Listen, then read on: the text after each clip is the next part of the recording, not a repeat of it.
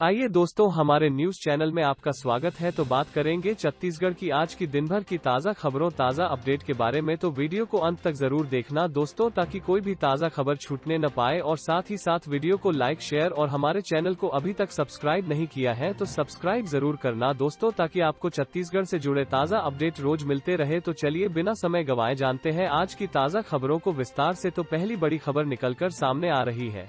मुख्यमंत्री श्री बघेल ने प्रदेशवासियों को रामनवमी की दी शुभकामनाएं।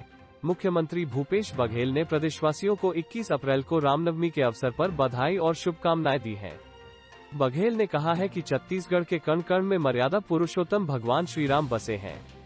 यह हम सबके लिए गर्व और हर्ष की बात है कि छत्तीसगढ़ भगवान श्री राम का ननिहाल रहा है और उन्होंने अपने वनवास का अधिकांश समय यहाँ बिताया। वनवास काल के दौरान श्री राम छत्तीसगढ़ में जिस मार्ग से गुजरे थे, उसे राज्य सरकार राम वन गमन पर्यटन परिपथ के रूप में विकसित कर रही है।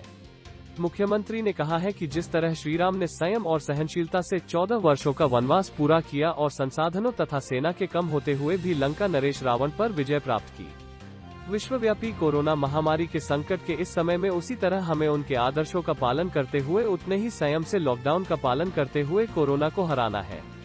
बघेल ने रामनवमी के अवसर पर प्रदेशवासियों के लिए सुख, समृद्धि, खुशहाली और अच्छे स्वास्थ्य की कामना की है। अगला ब्रेकिंग न्यूज है। एसबीआई ने अपने 45 करोड़ ग्राहकों को चेताया, मोबाइल में सेव है ये जानकारी तो बन जाएंगे ठगी का शिकार। देश के सबसे बड़े bank state bank of India ने एक बार फिर अपने 45 करोड़ ग्राहकों को बैंकिंग फ्रॉड को लेकर सावधान किया है। बैंक ने लोगों को सलाह दी है कि अपने खाते से जुड़ी जानकारियां मोबाइल में सेव करके न रखें। ऐसा करने से आपके साथ ऑनलाइन ठगी की आशंका बढ़ जाती है। आज के समय में अधिकतर बैंकिंग सुविधाएं मोबाइल ऐप में उपलब्ध हैं, लेकिन खाते जुड़ी जानकारियां मोबाइल में सेव रखना खतरे से खाली नहीं है। स्टेट बैंक ऑफ इंडिया ने ऑनलाइन फ्रॉड से सावधान रहने की सलाह दी है। बैंक का सुझाव है कि कभी भी अपने बैंक खाते से जुड़ी जानकारी मोबाइल में सेव न करें। अगली बड़ी खबर है। मुख्यमंत्री ने राज्य में उपार्जित धान के निराकरण तथा कस्टम मिलिंग की समीक्षा की। मुख्यमंत्री भूपेश बघेल ने मंगलवार को राजधानी स्थित अपने निवास कार्यालय में आयोजित बैठक में राज्य में खरीफ विपणन वर्ष 2020-21 में उपार्जित धान के निराकरण और कस्टम मिलिंग की प्रगति की समीक्षा की। उन्होंने इस दौरान समितियों में शेष धान के त्वरित निराकरण के लिए आवश्यक निर्देश दिए। साथ ही समितियों में निराकरण हेतु शेष धान के उचित रखरखाव के लिए भी निर्देशित किया। आपको बता दें कि खरीफ विपणन वर्ष 2020-21 में उपार्जित कुल 92 लाख मीट्रिक टन धान में से 47.37 लाख मीट्रिक टन धान डीओ के माध्यम से मिलर्स को प्रदाय किया जा चुका है तथा 19.68 लाख मीट्रिक टन धान टीओ के माध्यम से संग्रहण केंद्रों को प्रदाय किया गया है। आज तक नीलामी के माध्यम से 4.59 लाख मीट्रिक टन धान का विक्रय किया जा चुका है। इस तरह समितियों में वर्तमान में 20.36 लाख मीट्रिक टन धान निराकरण हेतु शेष है। इस अवसर पर मुख्य सचिव अमिताभ जैन, अपर मुख्य सचिव सुब्रत साहू, मुख्यमंत्री के सचिव सिद्धार्थ कोमल सिंह परदेशी तथा मार्कफेड के प्रबंध संचालक अंकित आनंद उपस्थित थे। साथ ही अगला ब्रेकिंग न्यूज है। रेमडेसिविर इंजेक्शन व जीवन रक्षक दवा खरीदने का कलेक्टरों को मिला अधिकार। छत्तीसगढ़ में मुख्यमंत्री भूपेश बघेल ने संवेदनशील पहल करते हुए कलेक्टरों को तात्कालिक आवश्यकतानुसार रेमडेसिविर और अन्य आवश्यक जीवन रक्षक दवाइयों की खरीदी की अनुमति प्रदान कर दी है। उन्होंने बालोद और मुंगेली में RT-PCR टेस्टिंग लैब की स्थापना की भी स्वीकृति दी है। मुख्यमंत्री ने सोमवार को अपने निवास कार्यालय में आयोजित वर्चुअल बैठक में प्रदेश के 11 जिलों में कोरोना संक्रमण की वर्तमान स्थिति और उससे नियंत्रण के उपायों की समीक्षा के दौरान यह स्वीकृतियां प्रदान की। मुख्यमंत्री बघेल ने समीक्षा करते हुए कहा कि हमें बिना थके, बिना रुके कोरोना से लड़ाई जीतना है। सबके सहयोग और टीम भावना के साथ व्यवस्थित रूप से काम करने की जरूरत है। मुख्यमंत्री ने कहा कि ग्रामीण क्षेत्रों में कोरोना के लक्षण वाले मरीजों को जल्द से जल्द उपचार की सुविधा उपलब्ध कराने के उद्देश्य से स्वास्थ्य विभाग विशेषज्ञों के माध्यम से आवश्यक दवाइयों का किट तैयार करे और मितानिनों के माध्यम से इस किट के वितरण करने की व्यवस्था की जाए। नेक्स्ट अपडेट है। मुठभेड़। डीआरजी जवानों ने मुठभेड़ में 5 लाख रुपए के इनामी नक्सली कमांडर को मार गिराया। बीजापुर में नक्सलियों ने दी बंद की चेतावनी। छत्तीसगढ़ के दंतेवाड़ा में मंगलवार सुबह सुरक्षाबलों ने मुठभेड़ में 5 लाख रुपए के इनामी नक्सली को मार गिराया। मारा गया नक्सली मलंगा एरिया कमेटी का सदस्य था। जवानों ने मौके से उसका शव बरामद कर लिया है। वहीं पिस्टल, आईईडी विस्फोटक सहित अन्य सामान भी बरामद हुआ है। यह मुठभेड़ अरनपुर थाना क्षेत्र के नीलवाया के जंगलों में हुई है। फिलहाल जवानों के लौटने के बाद पूरी जानकारी सामने आ सकेगी। जानकारी के मुताबिक नीलवाया के जंगलों में नक्सली पिछले 4 दिनों से उत्पात मचा रहे थे। बार बार वहां सड़क काटने की घटनाएं सामने आ रही थी। इसे देखते हुए डीआरजी जवानों को रवाना किया गया था। सुबह करीब 6 बजे जंगल में पहुंचे जवानों पर अचानक नक्सलियों ने फायरिंग शुरू कर दी। जवानों ने भी जवाबी कार्रवाई की। थोड़ी देर चली मुठभेड़ के बाद नक्सली जंगल में भाग निकले। इसके बाद जवानों ने सर्चिंग ऑपरेशन चलाया। जवानों ने मौके से मारे गए नक्सली का शव बरामद कर लिया है। उसकी पहचान मल्लापारा नीलवाया निवासी कोसा के रूप में हुई है। कोसा पिछले 15 सालों से नक्सली संगठन में सक्रिय था। मलंगीर एरिया कमेटी में काम कर रहा था और नक्सलियों की इंटेलिजेंस कमेटी का इंचार्ज था। उसके खिलाफ अलग अलग थानों में 15 मामले दर्ज हैं। जवानों ने घटना स्थल से 9 mm पिस्टल, 1 देसी भरमार, 3 किलो की IED, पिट्ठू, दवाइयां बरामद की हैं। बीजापुर में नक्सलियों ने बांधे बैनर, 26 को बंद की चेतावनी। साथ ही अगली बड़ी खबर है, नए विवाद में फंसी कांग्रेस विधायक शकुंतला साहू, ट्वीट पर भड़का गुजराती समाज, माफी मांगने की उठाई आवाज, कहा माफी नहीं मांगी तो पूरे प्रदेश के थानों में होगी शिकायत। रायपुर। छत्तीसगढ़ के कसडोल से कांग्रेस विधायक शकुंतला साहू अक्सर सुर्खियों में रहती हैं। इस दफे उनका ट्वीट एक बार फिर चर्चाओं में आ गया है, जिसमें उन्होंने प्रधानमंत्री नरेंद्र मोदी पर तंज कसा था। हालांकि बढ़ते विवाद को देखते हुए शकुंतला साहू ने ट्वीट डिलीट कर दिया, लेकिन इस बहाने वो राजनीतिक निशाने पर आ गई है। साथ ही गुजराती समाज ने भी सार्वजनिक माफी मांगे जाने की आवाज बुलंद की है। दरअसल शकुंतला साहू ने अपने ट्वीट में प्रधानमंत्री नरेंद्र मोदी पर निशाना साधते हुए टिप्पणी की थी। उन्होंने लिखा था कि गुजराती है, उसके खून में व्यापार है, देश को तो बेचकर ही मानेगा। चूंकि शकुंतला साहू का यह ट्वीट हटा दिया गया है, लिहाजा यह तंज किस संदर्भ में किया यह स्पष्ट नहीं है, लेकिन ट्वीट हटाए जाने के पहले इसके स्क्रीनशॉट ले लिए गए। सोशल मीडिया पर यह तेजी से वायरल हुआ। बीजेपी के वरिष्ठ नेता और पूर्व विधायक देवजी भाई पटेल ने इस ट्वीट कर पलटवार किया।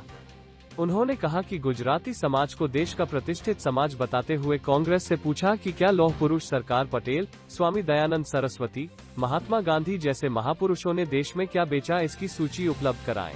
अगली खबर है, राहुल गांधी हुए कोरोना पॉजिटिव, ट्वीट कर दी जानकारी।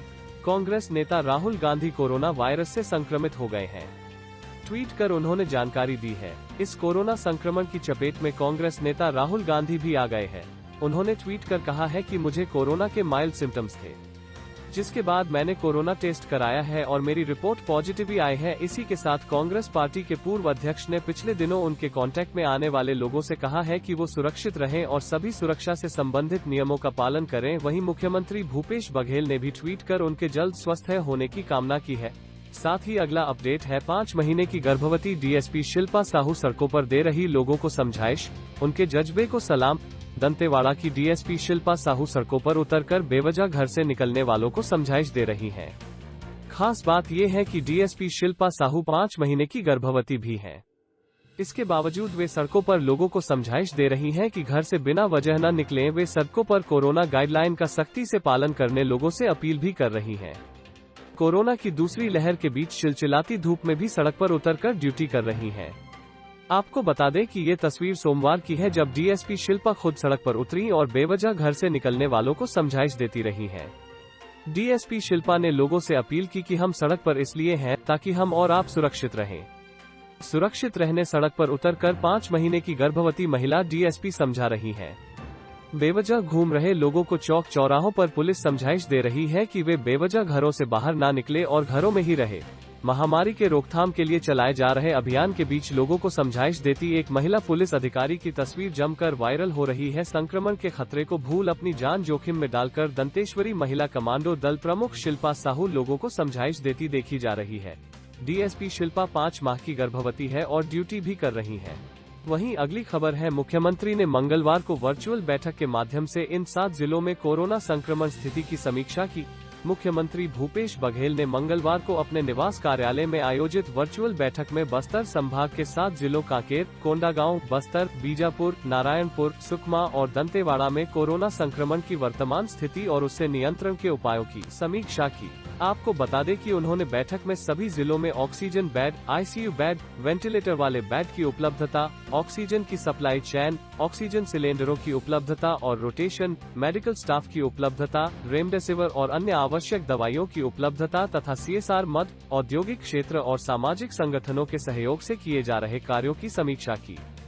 बैठक में स्वास्थ्य मंत्री टी.एस. सिंहदेव, मुख्य सचिव अमिताभ जैन, अपर मुख्य सचिव स्वास्थ्य श्रीमती रेणु जी पिल्ले, अपर मुख्य सचिव गृह सुब्रत साहू, मुख्यमंत्री के सचिव सिद्धार्थ कोमल सिंह परदेशी, बस्तर संभाग के कमिश्नर, आईजी, इन सभी 7 जिलों के जिला कलेक्टर और पुलिस अधीक्षक शामिल हुए। अगली बड़ी खबर है, छत्तीसगढ़ में मुख्यमंत्री ने की है फ्री वैक्सीन लगवाने की घोषणा। वादा निभाया तो करीब 91 लाख लोगों के लिए खरीदना होगा टीका। केंद्र सरकार ने 1 मई से 18 वर्ष से ज्यादा उम्र के सभी लोगों को कोरोना का टीका लगाने का फैसला किया है, लेकिन इसमें एक पेंच है। इस बार केंद्र सरकार सभी को फ्री टीका उपलब्ध नहीं कराएगी। फ्री टीकाकरण अभियान को जारी रखने के लिए राज्यों को खुद भी यह टीका खरीदना होगा। छत्तीसगढ़ में मुख्यमंत्री भूपेश बघेल ने पूरी आबादी के लिए फ्री टीकाकरण की घोषणा की है। अनुमान लगाया जा रहा है कि यह वादा निभाया गया तो सरकार को करीब 91 लाख लोगों के लिए टीका खरीदना होगा। केंद्र सरकार ने 18 वर्ष से 45 वर्ष तक के लोगों के टीकाकरण के लिए अभी कोई दिशा निर्देश जारी नहीं किए हैं, लेकिन फैसले की जो जानकारी आई है उसके मुताबिक केंद्र सरकार कंपनियों से टीके के कुल उत्पादन का 50% हिस्सा ही खरीदेगी। 50% हिस्सा खुले बाजार में बिकेगा, उसी हिस्से में से राज्य सरकारों को भी खरीदना होगा। केंद्र सरकार अपने 50% हिस्से में से सभी राज्यों को एक तय मापदंड के तहत वैक्सीन प्रदान करेगी। छत्तीसगढ़ के राज्य टीकाकरण अधिकारी डॉक्टर अमर सिंह ठाकुर का अनुमान है, प्रदेश की 45% आबादी 18 से 45 वर्ष के इस दायरे में आएगी, यानी करीब 1.30 करोड़ लोग। अनुमान लगाया जा रहा है कि इस आबादी के करीब 70% लोगों के लिए राज्य सरकार को ही टीका खरीदना होगा। यह आबादी 91 लाख के करीब होती है। अनुमान है कि इसका खर्च 350 से 400 करोड़ रुपए हो सकता है। अगर ऐसा हुआ तो पहले से आर्थिक तंगी से जूझ रही राज्य सरकार भारी दबाव में आ जाएगी। नेक्स्ट अपडेट है, कोरोना वायरस से बचाव के चक्कर में न करें ये गलतियां, जाने सैनिटाइजर इस्तेमाल करने का सही तरीका। कोरोना के बढ़ते मामलों को देख आप सभी सैनिटाइजर का इस्तेमाल तो जरूर कर रहे होंगे, लेकिन सैनिटाइजर का केवल इस्तेमाल करना ही काफी नहीं है, जरूरी है इसका सही तरह से इस्तेमाल किया जाना। आपको बता दें कि सैनिटाइजर का सही तरह से यूज करने पर ही आप अपने मकसद में कामयाब हो सकेंगे। आपको बता दें कि सैनिटाइजर का सही तरह से इस्तेमाल कैसे करें। सैनिटाइजर खरीदते समय पैक पर दी गई जानकारी को जरूर पढ़ें और तभी खरीदें जब सैनिटाइजर में 60-70% इथाइल या आइसोप्रोपाइल अल्कोहल हो, क्योंकि ये तभी वायरस को मारने में सक्षम होगा। विश्व स्वास्थ्य संगठन WHO ने भी कोरोना वायरस से बचने के लिए वही सैनिटाइजर इस्तेमाल करने की सलाह दी है जिसमें 60-70% अल्कोहल हो। सैनिटाइजर की 8-10 बूंद हथेली पर लें और इसे दोनों हाथों की हथेलियों पर फैलाकर हाथों के आगे, पीछे, उंगलियों के बीच में और नाखूनों पर लगाकर अपने हाथों पर मलें।